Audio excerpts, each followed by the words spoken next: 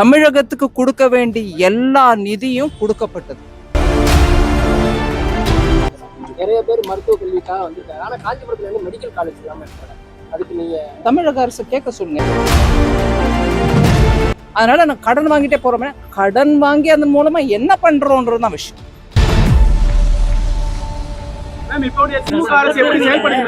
இப்போட திமுக அரசா இப்பதானே வந்திருக்காங்க, ஒரு அசம்பிளி செஷன் இப்பதானே ஆரம்பிச்சிருக்காங்க. இல்ல ஒரு நிமிஷம் கேளுங்க. எனக்கு ஒரு பாரத நாட்டோட மத்திய அரசுல இருக்கக்கூடிய அமைச்சரா நான் சொல்றேன், தமிழ்நாடு மத்திய அரசோட ஒரு கோஆபரேட்டிவ் மூட்ல போகும் அப்படிங்கிற மாதிரி சொல்லிருக்காங்க. அது ரொம்ப வரவேற்கத்தக்கது. ஏன்னா எந்த ஒரு மாவட்டத்துக்கும் எந்த ஒரு மாநிலத்துக்கும் குறைச்சலா பண்ணுங்க இல்லை நிறைக்க பண்ணாதீங்கன்னு பிரதமர் ஐயா என்னைக்கும் சொல்லலை. இப்போ இல்லை, இதுக்கு முன்னாடி இருந்த ஆட்சியிலையும் சரி, தமிழகத்துக்கு கொடுக்க வேண்டிய எல்லா நிதியும் கொடுக்கப்பட்டது. நிறைய பேர் மருத்துவ கல்விக்காக வந்திருக்காங்க. ஆனா காஞ்சிபுரத்துல மெடிக்கல் காலேஜ் இல்லாம இருக்காங்க. அதுக்கு நீங்க தமிழக அரசு கேட்க சொல்லுங்க. ஏன்னா மத்திய அரசு மூலமாக ஒவ்வொரு மாவட்டத்திலும் மெடிக்கல் காலேஜ் அமைக்கிறதுக்கும் காலேஜோட சேர்த்து ஹாஸ்பிட்டல் அமைக்கிறதுக்கான 3 பட்ஜெட்டுக்கு முன்னாடி நான் கொடுத்துருக்கேன் வாக்குறுதி. எந்த மாவட்டத்தில் வேணும்னாலும் வச்சுக்கோங்க, அந்தந்த மாநிலத்தில் பிளான் பண்ணுங்கன்னு கூட சொல்லியிருக்கோம். ஸோ தமிழக அரசு அதையும் புரிஞ்சுக்கிட்டு அதுக்கேற்ற மாதிரி பிளான் பண்ணிக்கிறோம்.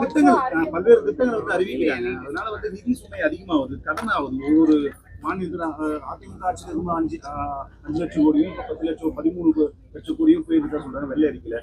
இன்னும் கூடுதலா போக போக நாட்கள் ஆண்டுகள் ஆகும், இன்னும் கூடுதலா நிதி ஆகும். ஒரு நிமிஷங்க.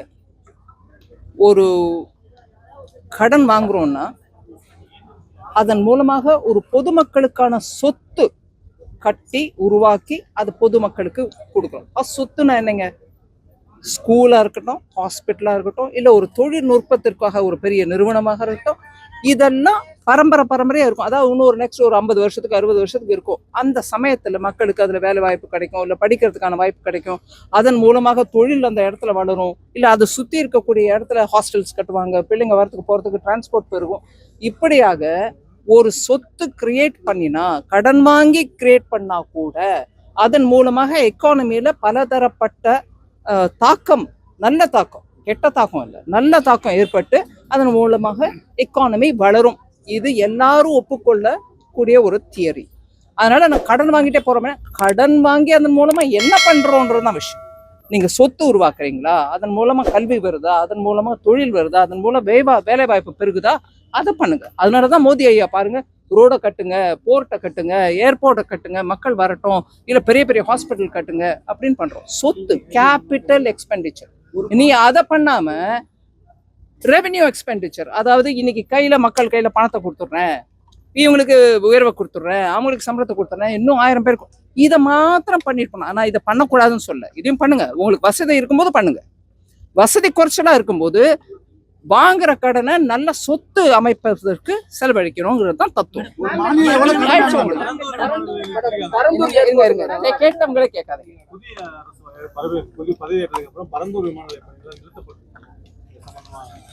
அது அந்த விஷயம் எனக்கு ஃபுல்லா புரிஞ்சுக்கணும். யார் என்ன கேட்கறாங்க, எது வேணாங்கிறாங்கன்றத பார்த்துக்கணும். ஆனா அமராவதியோட ஆந்திர பிரதேஷோட தலைநகர விஷயத்துல நான் ஒண்ணு சொல்ல விரும்புறேன். அந்த தலைநகரம் அங்கதான் இருக்கும் அப்படின்னு நினைச்சுட்டு ஒரு 2014 19 வரைக்குமான இருந்த அந்த கட்சி, ஆளுமையில இருந்த அந்த கட்சி அதை வளர்த்தாங்க, நல்லா பில்ட் பண்ணோன்னு. அதுக்கப்புறம் அந்த கட்சி இல்லைங்க, அங்க தலைநகர் இருக்காது, நான் வேற எங்கேயோ எடுத்துட்டு போறேன் அப்படின்னு சொன்னாங்க. இது 19 24 வரைக்கும். அதனால நிலப்பாட்டுல வந்துருச்சு, அப்படியே அது நிலுவையில வந்துருச்சு. அதுக்கப்புறம் 24 ஆரம்பிச்சு இப்ப திருப்பி இல்லைங்க, அங்கதான் அமராவதியில தான் எங்க கேபிட்டல். அது அவங்க ஒரு நிமிஷம் பதில் முடியல. ஸோ இப்போ அப்படியாக அந்த அமராவதி மாத்தம் அப்போலேருந்தே கட்டி இருந்தா நடந்திருக்கலாம். ஆனா நடுவில் அரசியல் காரணமா அது நிறுத்தப்பட்டது. அந்த மாதிரி எந்த விஷயத்திலையும் கூட எல்லா கட்சிகளும் சேர்ந்து ஒரு பொறுப்போட ஒரு டிசிஷன் எடுத்தாங்கன்னா அதை நம்ம எடுத்துட்டு போகணும். இந்த விஷயத்த எனக்கு முழுமையா விஷயம் தெரியாது. விவரம் தெரியாது, அதனால நான் காமெண்ட் பண்ண விரும்பல. மேடம், ஆயிடுச்சா? ஏற்கனவே இன்னும் 2 கேள்வி. அதிமுகவில் நான் இருந்து புதுச்சேரி போனேன். எம்எல்ஏக்கள்லாம் வந்து கடன் வாங்கலாம். எத்தனை லட்சம் கோடி வாங்கலாம் மேடம்? ஏற்கனவே